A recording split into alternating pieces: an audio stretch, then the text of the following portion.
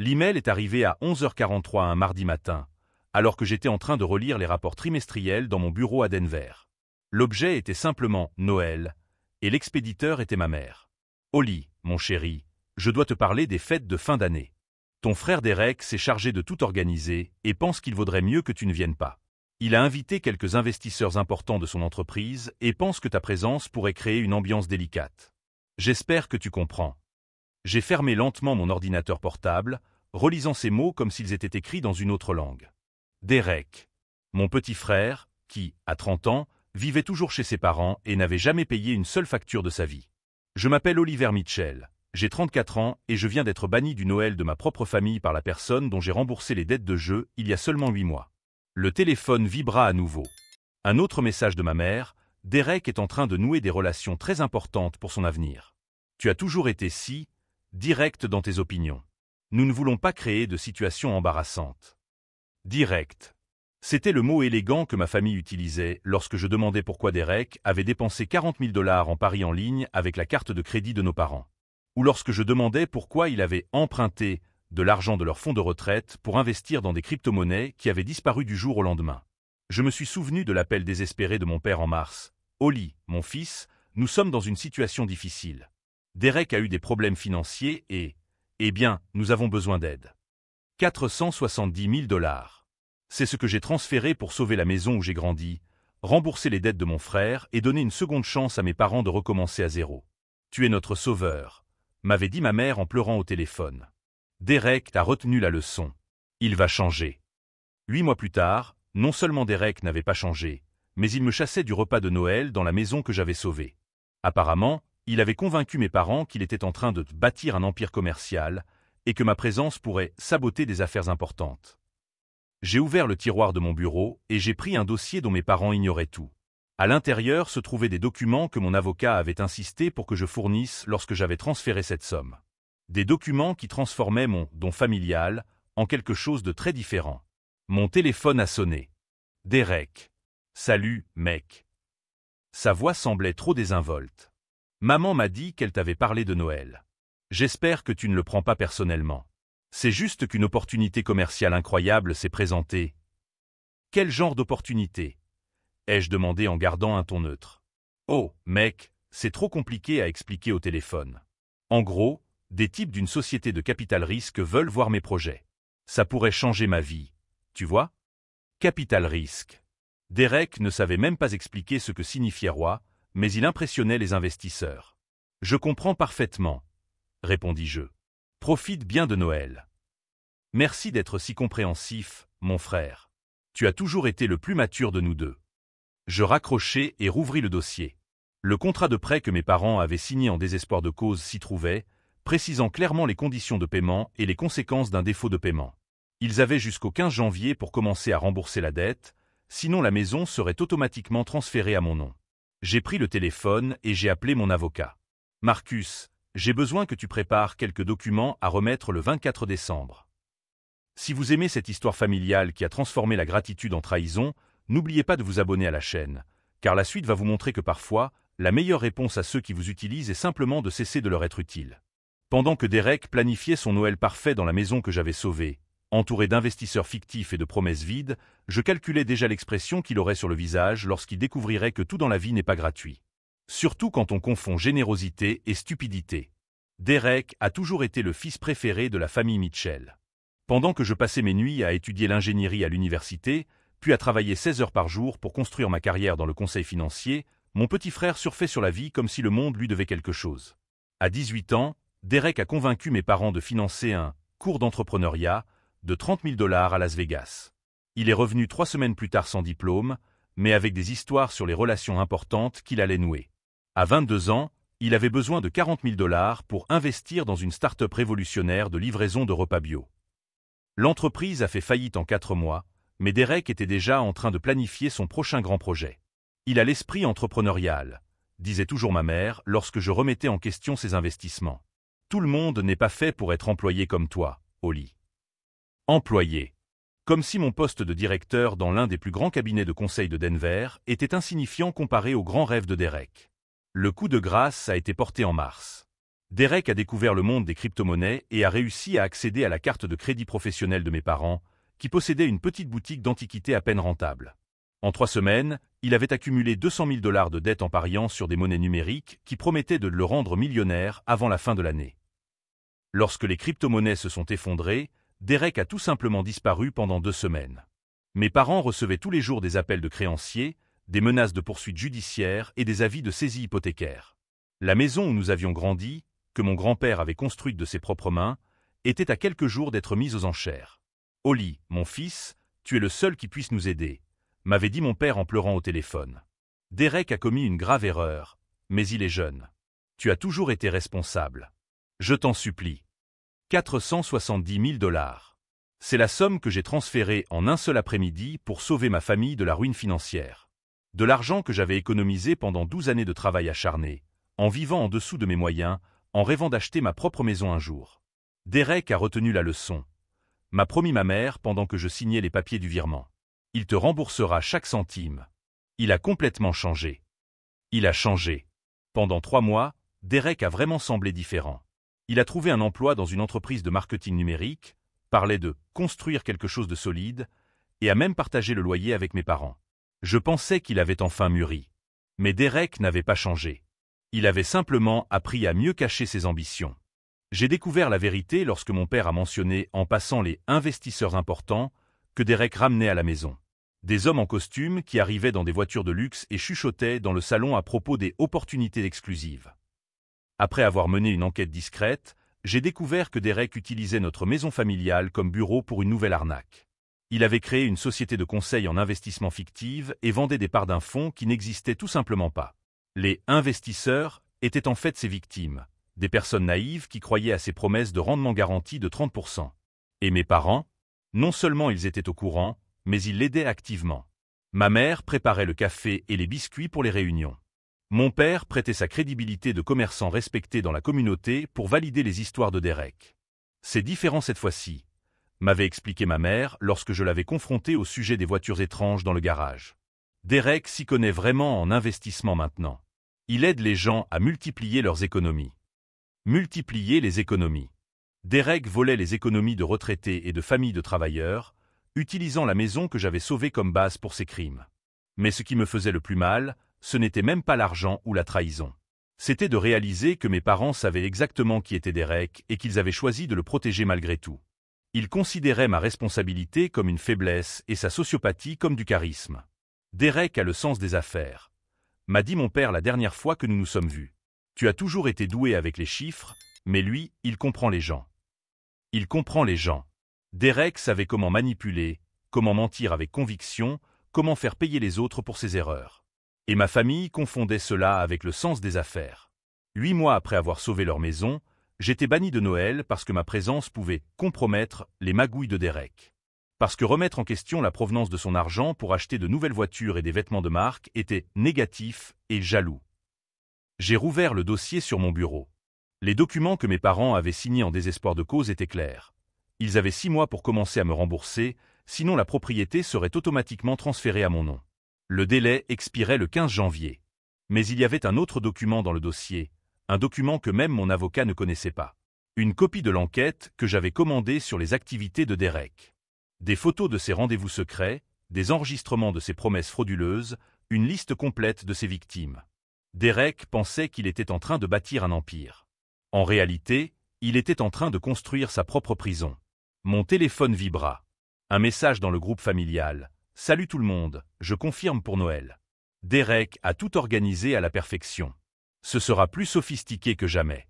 Oli, tu vas adorer voir les photos après. Voir les photos.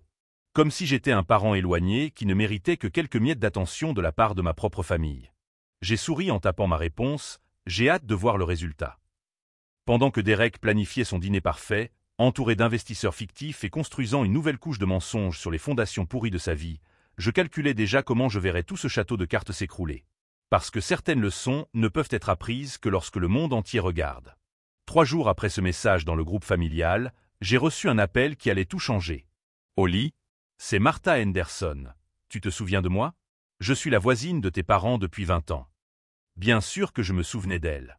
Martha était une enseignante à la retraite, Une femme adorable qui apportait toujours des cookies faits maison à ma mère le dimanche après-midi. Martha, comment allez-vous? Ça fait longtemps. Oli, mon chéri, j'ai besoin de te parler de quelque chose de très grave. C'est à propos de ton frère Derek. Sa voix tremblait. Il m'a convaincu d'investir toutes mes économies dans ce qu'il a appelé un « fonds garanti ». 50 000 $, mon fils. Tout ce que j'avais. Mon sang s'est glacé. Que s'est-il passé, Martha? Cela fait 4 mois maintenant, et il a toujours une excuse différente pour ne pas rendre l'argent.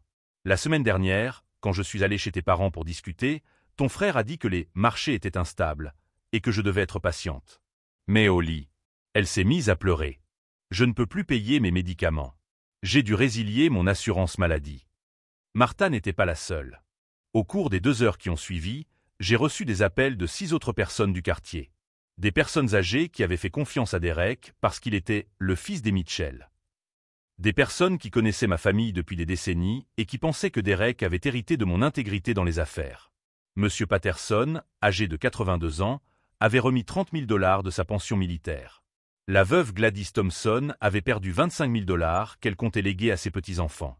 Chaque histoire était identique. Derek les avait contactés personnellement, s'était servi de la réputation de la famille comme garantie et leur avait promis des rendements impossibles. Il a dit que vous étiez impliqué dans l'affaire, expliqua Martha entre 2 sanglots. Que vous aviez vérifié tous les chiffres et garanti que c'était sûr. Derek utilisait mon nom. Ma réputation professionnelle. Ma crédibilité acquise au cours de 15 années pour voler des retraités sans défense. Lorsque j'ai appelé chez moi ce soir-là, ma mère a répondu d'une voix enjouée. Oli, quelle coïncidence. Nous étions justement en train de parler de toi. Derek prépare une présentation spéciale pour Noël sur ses nouveaux projets. Il a dit que tu serais fier de voir à quel point il a mûri. Maman, je dois te poser des questions sur les voisins qui investissent avec Derek. Oh, ne t'inquiète pas pour ça, mon chéri. Derek nous a tout expliqué. Il aide ces gens à multiplier leurs économies pour leur retraite. C'est vraiment beau à voir, honnêtement. Après toutes les erreurs qu'il a commises, il a enfin trouvé un moyen de redonner à la communauté. Redonner à la communauté. Derek volait systématiquement chaque centime des personnes qui étaient amies avec notre famille depuis des décennies, et mes parents considéraient cela comme de la charité. Maman, tu comprends que Martha Henderson ne peut plus acheter ses médicaments. Derek a dit que c'était temporaire. Les investissements ont des périodes de maturation. Oli, tu devrais le savoir, toi qui travailles dans la finance. Des périodes de maturation. Derek avait transformé mes parents en complices d'une chaîne de Ponzi qui dévastait tout notre quartier. C'est à ce moment-là que j'ai pris ma décision. Derek ne se contentait pas de m'humilier ou de profiter de ma générosité. Il détruisait des vies, utilisant le nom de notre famille comme une arme contre des innocents. Le lendemain matin, j'ai appelé mon détective privé. Tony, j'ai besoin de plus d'informations sur les activités de Derek. Plus précisément, je veux une liste complète de toutes les personnes qui ont investi avec lui, les montants exacts et la documentation de chaque promesse qu'il a faite. Je peux te l'avoir dans 2 jours, a répondu Tony. Mais Oli, d'après ce que j'ai déjà recueilli, c'est plus grave que nous le pensions. Il n'opère pas seulement dans le quartier de tes parents. Plus grave. Derek avait étendu son escroquerie au-delà de la communauté où nous avions grandi. Il recrutait des victimes dans tout le comté, à l'aide de présentations sophistiquées et de supports promotionnels qui incluaient ma photo et ma biographie professionnelle à mon insu. Tony, je veux que tu documentes tout. Chaque victime, chaque dollar volé, chaque mensonge raconté. Et je veux des preuves de la façon dont il utilise mon nom et ma réputation. Ça va être une enquête difficile, Oli. Tu es sûr de vouloir aller jusqu'au bout? J'ai pensé à Martha en pleurs au téléphone. Oh monsieur Patterson, vétéran de guerre, obligé de choisir entre la nourriture et les médicaments. À la veuve Thompson, trahie par la mémoire de son mari qui avait travaillé toute sa vie pour laisser quelque chose à ses petits-enfants. J'en suis absolument certain. J'ai raccroché et rouvert le dossier sur mon bureau. Les documents juridiques relatifs à la maison n'étaient qu'un début. Derek avait bâti son empire de mensonges sur les fondations que j'avais fournies, en utilisant la crédibilité que j'avais acquise, détruisant les relations que notre famille avait cultivées pendant des générations. Mais il avait commis une erreur fatale. Derek avait supposé que je resterais silencieux pour préserver la paix familiale, comme je l'avais toujours fait auparavant. Il n'avait jamais envisagé la possibilité qu'il existe des limites qui, une fois franchies, transforment la protection en représailles. Mon téléphone a sonné. C'était encore Derek. « Salut, mon frère. J'ai entendu dire que d'anciens voisins t'avaient appelé. J'espère que tu leur as expliqué que tu ne comprenais pas mes méthodes d'investissement. On ne veut pas créer de confusion inutile. Confusion inutile, ai-je répété lentement. Exactement. Ces gens sont très simples. Tu sais, ils ne comprennent pas comment fonctionne le marché moderne. Mais bon, après Noël, quand les premiers rendements commenceront à arriver, ils te remercieront de ne pas t'être immiscé. Les premiers rendements. Derek croyait encore qu'il pourrait maintenir indéfiniment son château de mensonges. Derek, je peux te poser une question? Bien sûr, mon frère. Où investis-tu exactement l'argent de ces gens? Silence à l'autre bout du fil. Puis un rire forcé. Mec, c'est trop compliqué à expliquer au téléphone. Ça implique des produits dérivés, les marchés internationaux, des choses que seuls les initiés comprennent. Mais fais-moi confiance, tout est sous contrôle. Produits dérivés. Derek connaissait à peine la différence entre les actions et les obligations, mais il convainquait des retraités qu'il s'y connaissait en marchés internationaux. Je comprends parfaitement, ai-je répondu, en gardant le ton fraternel qui l'attendait. Je suis sûr que tout ira bien. Je savais que tu comprendrais. C'est pour ça que tu es le meilleur frère du monde, Oli. Tu as toujours été le plus sensé de nous deux. Après avoir raccroché, j'ai ouvert mon ordinateur portable et j'ai commencé à rédiger un email à mon avocat. Pas seulement au sujet de la maison, mais au sujet de quelque chose de beaucoup plus important. Derek avait déclaré la guerre à des innocents en utilisant les munitions que je lui avais fournies. Il était temps qu'il découvre ce qui arrive quand on utilise la générosité d'autrui comme une arme contre eux. Pendant que Derek planifiait son repas de Noël parfait, entouré des investisseurs importants et célébrant ses succès volés, je construisais déjà quelque chose qu'il ne verrait jamais venir. Parce que certaines batailles ne sont pas une question de vengeance personnelle. Elles visent à protéger ceux qui ne peuvent pas se protéger. Et lorsque vous transformez la charité en crime, vous devez être prêt à faire face à des conséquences qui vont bien au-delà de l'embarras familial. Il était temps que Derek apprenne que voler des veuves et des vétérans a un prix très précis. Un prix qui lui serait facturé au moment où il s'y attendrait le moins, de la manière la plus dévastatrice qui soit. Le lendemain, Tony m'a envoyé un rapport qui a tout changé. Derek ne se contentait pas d'exploiter une simple chaîne de Ponzi. Il avait créé un réseau complexe de sociétés fictives, tout utilisant des variantes de mon nom et de mes références comme garantie. Oli, c'est un délit fédéral, m'a expliqué Tony lors de notre réunion dans mon bureau. Il a enregistré 3 sociétés à responsabilité limitée différentes, Mitchell Financial Solutions, O, Mitchell Investment Group et Mitchell Capital Partners. Dans chacune d'elles, il se présente comme associé minoritaire, mais vous désigne comme l'expert technique responsable des stratégies. Les photos étaient accablantes. Derek avait créé des brochures professionnelles avec ma photo LinkedIn, des présentations élaborées mentionnant mes 15 ans d'expérience dans le domaine du conseil et avait même falsifié des lettres de recommandation prétendument signées par moi. La liste des victimes compte 83 personnes, a poursuivi Tony en faisant glisser un épais dossier sur la table. Montant total collecté, 2,7 millions de dollars. Pas un centime n'a été investi où que ce soit. Derek utilise l'argent frais pour rembourser certains des premiers investisseurs et dépense le reste pour son train de vie. 2,7 millions. Derek avait transformé ma réputation en une machine à voler les retraites qui rapportait près de 3 millions de dollars. Tony, j'ai besoin que tu documentes chaque transaction financière de Derek au cours des 8 derniers mois. Je veux savoir où chaque dollar a été dépensé. Je m'en occupe. Oli, tu as vu son programme pour Noël? J'ai ouvert le fichier que Tony m'avait remis. Derek avait prévu une présentation spéciale le 24 décembre à 19 h, pendant le dîner de Noël. Il comptait profiter de cette réunion familiale pour présenter de nouveaux produits d'investissement à ses invités spéciaux.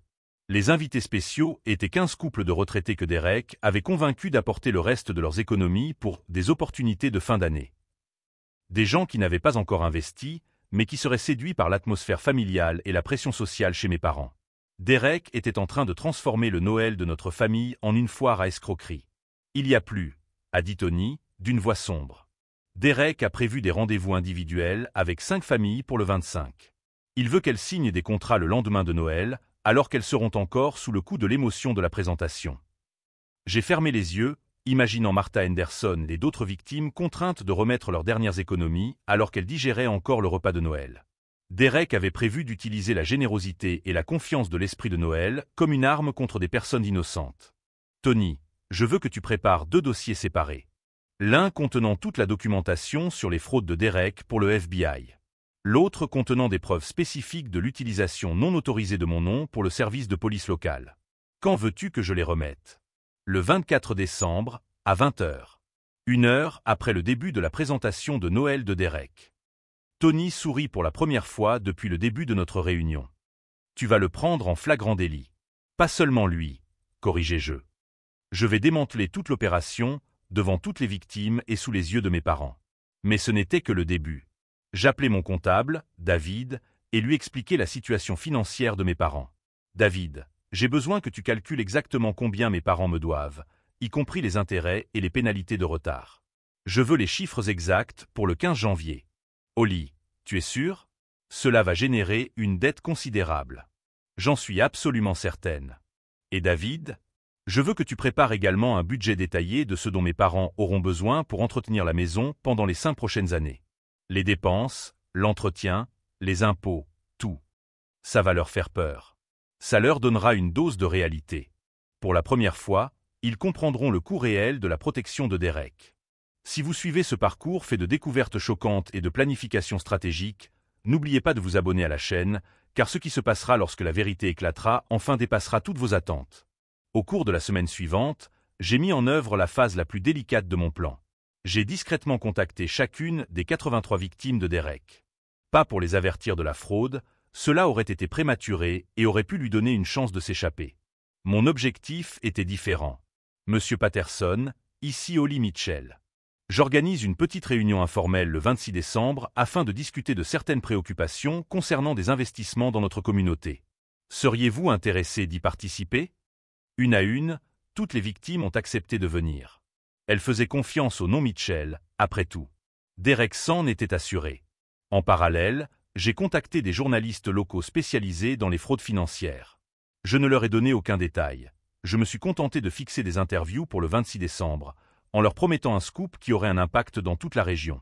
Pendant ce temps, Derek se préparait pour son Noël triomphal, publiant sur les réseaux sociaux des messages sur sa présentation spéciale, et se vantant des grands noms qu'il allait recevoir chez lui. Les amis, j'ai hâte de vous faire part des opportunités incroyables que j'ai réussi à mettre en place pour notre communauté, avait-il écrit sur Facebook. Ce sera une soirée inoubliable. Inoubliable. Derek n'avait aucune idée à quel point ce mot allait être prophétique. 3 jours avant Noël, j'ai reçu un appel qui m'a presque fait rire aux éclats. Holly. Derek semblait euphorique. Mec, tu ne vas pas le croire. J'ai décroché le plus gros contrat de ma vie. J'ai 15 familles prêtes à investir des sommes colossales dans notre fonds principal. Notre fonds. Derek ne faisait même plus la différence entre ses mensonges et la réalité. C'est incroyable, Derek. De combien s'agit-il exactement? Mec, je parle de 400 000, 500 000 par famille. Je vais récolter plus de 6 millions en une seule nuit. C'est le jackpot, mon frère. 6 millions. Derek était en train de planifier la plus grande fraude de sa carrière, juste à Noël, en utilisant la maison que j'avais sauvée comme scène pour détruire complètement notre communauté. Derek, j'ai une question. Où exactement comptes-tu investir ces 6 millions? Silence de l'autre côté. Puis ce rire forcé que je connaissais si bien. Holly, tu as toujours été trop technique. Laisse ça aux experts, d'accord? Tu ne comprendrais pas les subtilités du marché international auquel j'ai accès. Marché international. Derek connaissait à peine le cours du dollar, mais il vendait l'accès aux marchés internationaux à des retraités. Bien sûr, Derek. Je suis sûr que tout se passera à merveille. Exactement. Et, une fois que cette affaire sera conclue, je pourrai te rendre tout l'argent que tu as prêté à la famille. Avec intérêt. Tu verras que ton petit frère n'est plus l'irresponsable qu'il était avant. Remboursé avec intérêt. Derek croyait vraiment qu'il pourrait maintenir indéfiniment sa pyramide en remboursant ses anciennes dettes avec l'argent volé à de nouvelles victimes. J'ai hâte de voir ça, Derek. Après avoir raccroché, j'ai ouvert mon ordinateur portable et j'ai terminé le dernier document nécessaire. Une lettre de cession de droit sur la maison, datée du 15 janvier, transférant la propriété directement à mon nom si la dette n'était pas remboursée. Derek organisait la fête de sa vie, sans se rendre compte qu'il faisait littéralement la fête dans une maison empruntée. Une maison empruntée à son frère, qu'il avait sous-estimée pour la dernière fois. Alors qu'il comptait les jours avant son jackpot de 6 millions, je comptais les heures avant de lui montrer le véritable prix à payer pour avoir transformé la charité en crime. Le prix d'avoir utilisé le nom de la famille pour détruire la communauté où nous avions grandi. Le 24 décembre serait vraiment inoubliable. Mais pour des raisons complètement différentes de celles que Derek imaginait. La fête était sur le point de commencer. Et je serais le seul invité que Derek ne s'attendait pas à voir. Le 24 décembre est arrivé avec une tempête de neige qui a recouvert Denver d'un manteau blanc. À 6 heures de l'après-midi, j'étais garé à 2 pâtés de maison de chez mes parents, observant les voitures de luxe arriver les unes après les autres. BMW, Mercedes, Lexus. Les retraités que Derek avait convaincus d'apporter leurs dernières économies arrivaient ponctuellement pour leur propre massacre financier. Mon téléphone vibra. Tony. Holly. Tout est confirmé. Le FBI arrive à 8h pile. La police locale à 8h05. Les journalistes à 8h10. Tu es sûr que tu veux être là quand ça va exploser? Absolument sûr, répondis-je en ajustant le micro presque invisible dans ma veste. Je dois enregistrer chaque mot que Derek dira aux investisseurs. À 7h15, je franchis le portail d'entrée comme si c'était la chose la plus naturelle au monde. Derek était dans le salon, impeccable dans un costume qui avait certainement coûté plus cher que le salaire mensuel d'un professeur à la retraite, gesticulant avec animation devant 15 couples qui l'écoutaient avec une attention respectueuse. Au lit. Ma mère s'est précipitée vers moi, le visage empreint de choc et de panique. « Que fais-tu ici? Derek a dit que tu ne viendrais pas. » Changement de programme, maman. Je ne manquerai pour rien au monde la présentation spéciale de mon frère. Derek m'a vu et, pendant une seconde, son expression a vacillé. Mais il a rapidement retrouvé son sourire confiant. « Tout le monde, quelle incroyable coïncidence !» annonça-t-il à la salle. Mon frère Holly a décidé de se joindre à nous. Comme vous le savez, c'est le génie financier derrière toute notre stratégie d'investissement. Génie financier. Derek m'utilisait comme caution devant ses propres victimes. En fait, ai-je dit calmement, je suis venu ici pour clarifier exactement mon implication dans les affaires de Derek. Un silence tendu s'est abattu sur la pièce. Derek a forcé un rire. Ah, mon frère a toujours été trop modeste. Mesdames et messieurs, laissez-moi vous expliquer le fonds d'opportunité spécial que nous avons mis en place. Derek, l'interrompis-je, ma voix tranchant la sienne comme un couteau. Et si tu expliquais à M. Patterson où se trouvent exactement les 30 000 $ de sa pension militaire? M. Patterson se redressa sur sa chaise. Derek m'a dit qu'il générait un rendement mensuel de 16%. 16% par mois, répétai-je, laissant le calcul absurde parler de lui-même. Cela ferait plus de 5 cents % par an. Derek, pourriez-vous me montrer les relevés bancaires de ces investissements miraculeux? Derek commença à transpirer visiblement. Holly, mon vieux, ce n'est pas le moment d'entrer dans les détails techniques. Nous sommes en pleine présentation. Au contraire, dis-je en sortant un dossier de ma poche. C'est exactement le moment d'entrer dans les détails techniques. J'ouvris la première page. Toute la salle pouvait voir. Une enquête complète sur les activités frauduleuses de Derek, avec des chiffres, des dates et des preuves photographiques. Mesdames et messieurs, je m'appelle Oliver Mitchell et je n'ai jamais, à aucun moment, été impliqué dans les stratagèmes d'investissement de mon frère. En fait, Derek a utilisé mon nom et ma réputation professionnelle pour voler vos économies pour la retraite. Le chaos fut immédiat. Martha Henderson se leva, tremblante. Derek, tu m'as dit qu'Holly avait personnellement approuvé mes investissements. Et tu m'as dit qu'Holly avait garanti qu'il était impossible de perdre de l'argent, s'écria un autre investisseur. Derek était paniqué, essayant de contrôler la situation qui dégénérait rapidement. Mes amis, c'est un malentendu. Holly il est jaloux de mon succès. Ça a toujours été comme ça entre nous. Jaloux? Ai-je souri froidement. Derek, où sont les 2,7 millions de $ que tu as collectés auprès de ces personnes? Ce chiffre précis fit exploser le reste de la salle dans un murmure horrifié. Derek ne s'attendait pas à ce que je connaisse le montant exact. Nous avons investi dans... Écoutez, c'est trop compliqué à expliquer lors d'une fête. Ce n'est pas compliqué, répondis-je calmement. Tu as dépensé leur argent en voiture, en vêtements de marque, en voyage et en paris en ligne. Il n'y a pas de fonds d'investissement.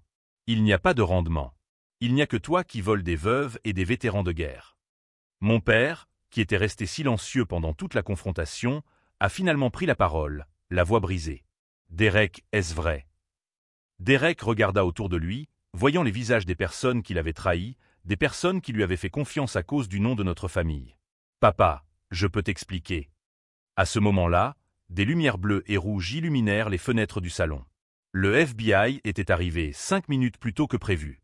Derek vit les lumières et son visage devint complètement blanc. Quoi? Comment? La fraude à l'investissement est un crime fédéral, Derek. Surtout lorsqu'elle implique plus d'une centaine de victimes et dépasse les 3 millions de dollars.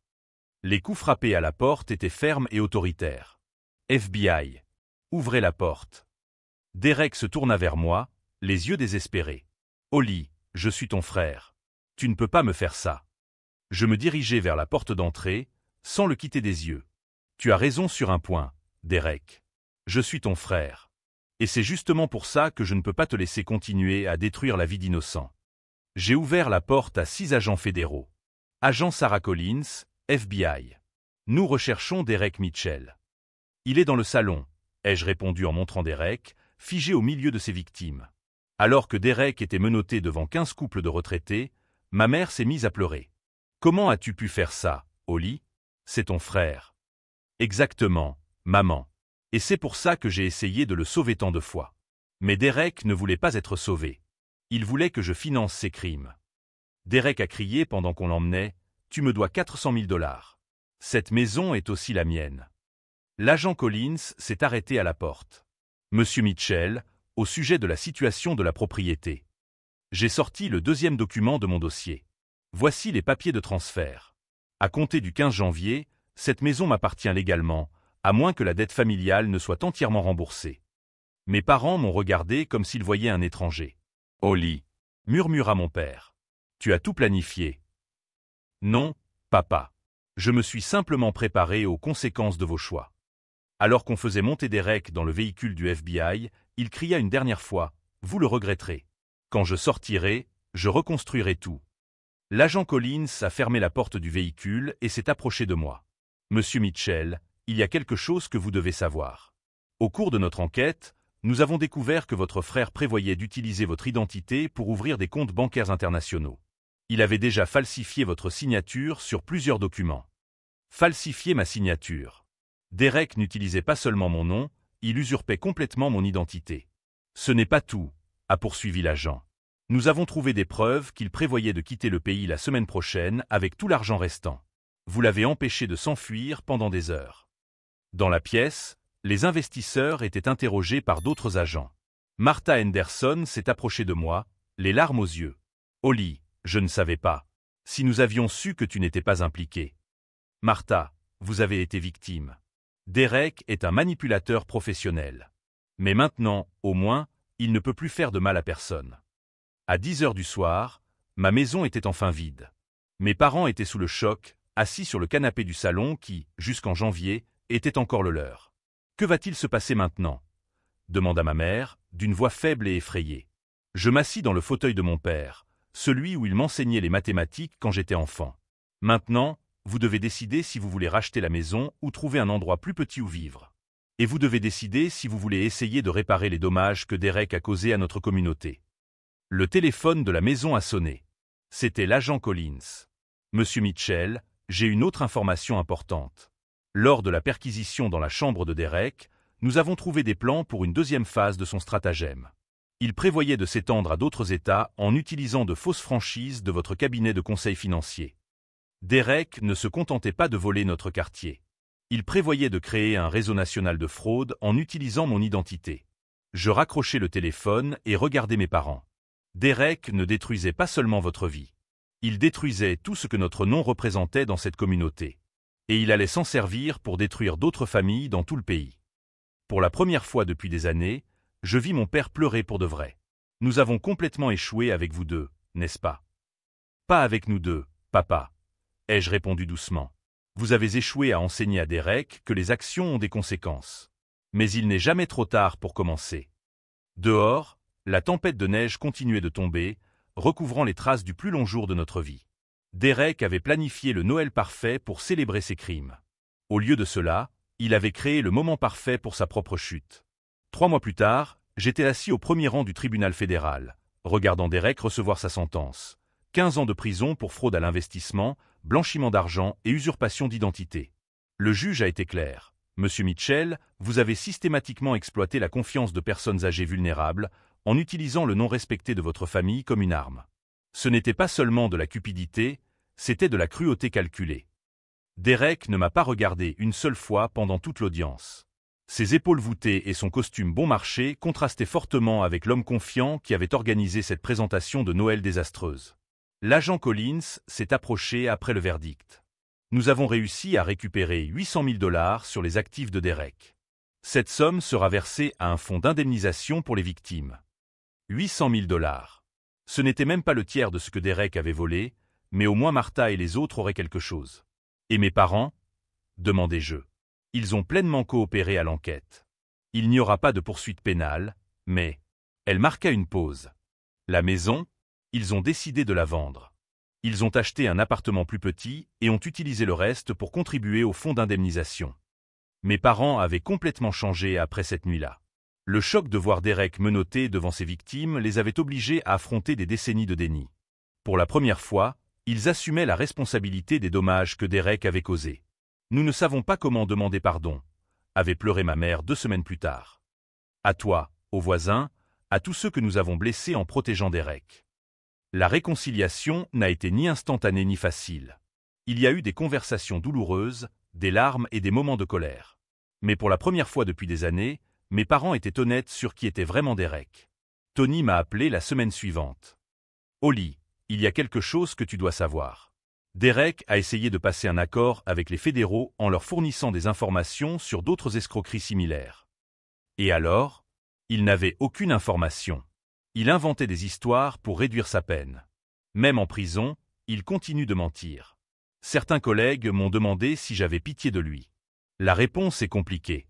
J'ai de la pitié pour l'enfant qu'était Derek avant de devenir ce prédateur. Mais l'homme qui a systématiquement volé des retraités et des anciens combattants, je n'ai aucune pitié pour lui. Martha Henderson s'est remise financièrement grâce au fonds de restitution et à une campagne de collecte de fonds que j'ai organisée dans la communauté. La semaine dernière, elle m'a apporté des cookies faits maison à mon bureau. Holly, vous avez sauvé tout notre quartier. Si Derek avait réussi à s'enfuir avec ses 6 millions. Martha, vous vous êtes sauvée vous-même. Je vous ai simplement donné les outils pour le faire.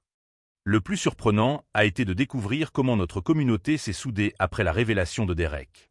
Des voisins qui ne se parlaient pas depuis des années ont recommencé à se rendre visite. Des personnes âgées que Derek avait isolées avec ses mensonges ont trouvé de nouveaux cercles de soutien. Monsieur Patterson, le vétéran de guerre, est devenu mentor financier bénévole pour d'autres personnes âgées, utilisant son expérience en tant que victime pour protéger les autres de stratagèmes similaires. Derek m'a appris une leçon précieuse, m'a-t-il dit le mois dernier. Ne faites jamais confiance à quelqu'un qui vous promet des gains impossibles, même s'il s'agit d'un membre de votre famille. Quant à moi, j'ai appris que parfois, aimer quelqu'un signifie cesser de le protéger des conséquences de ses actes. Pendant des années, j'ai essayé de sauver Derek de lui-même. Mais Derek ne voulait pas être sauvé, il voulait être financé. La différence est cruciale. Aujourd'hui, j'utilise mon expérience pour aider d'autres familles qui font face à des situations similaires.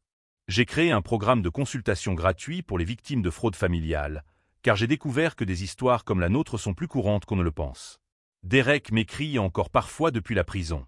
Des lettres où il se présente comme une victime, accuse les autres et promet de changer à sa sortie. Je ne lui réponds plus. Certaines relations ne peuvent être sauvées, seulement terminées avec dignité. Si cette histoire vous a touché, si vous reconnaissez des schémas familiaux toxiques ou si vous connaissez quelqu'un qui est manipulé par des proches prédateurs, abonnez-vous à la chaîne et partagez vos commentaires. Vos expériences peuvent aider d'autres personnes à reconnaître les signes avant qu'il ne soit trop tard.